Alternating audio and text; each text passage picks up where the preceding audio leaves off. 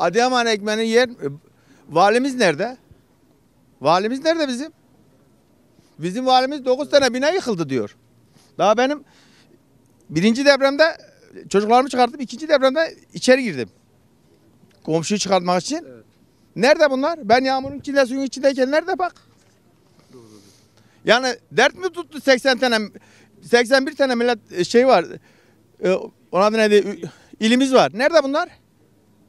Doğru. Biz kardeşik sözde. Nerede bunlar? Ben dünyanın en ucu sonuna kadar yardım ediyorum. Doğru. Ben de vergisini her şey alıyor. Nerede bu devlet? Abi ben İzmir'den geldim. 2 gün boyunca evimin adresini ailem öldü hepsi. Bir kardeşimi çıkarabildim. Gazın altından ben çıktım. Öldü.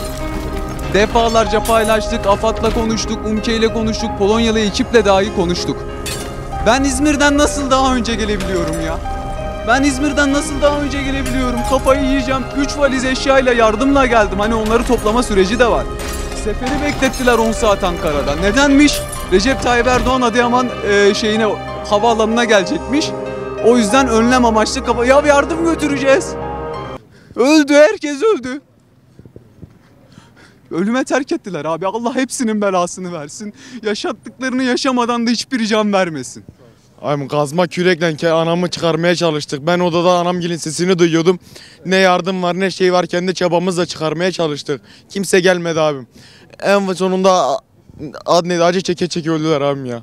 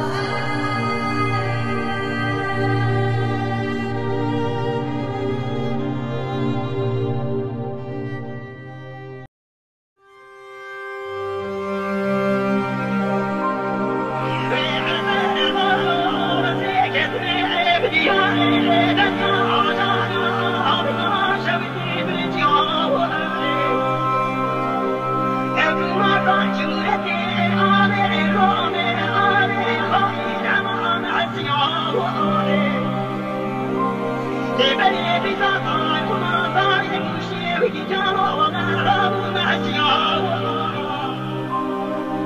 better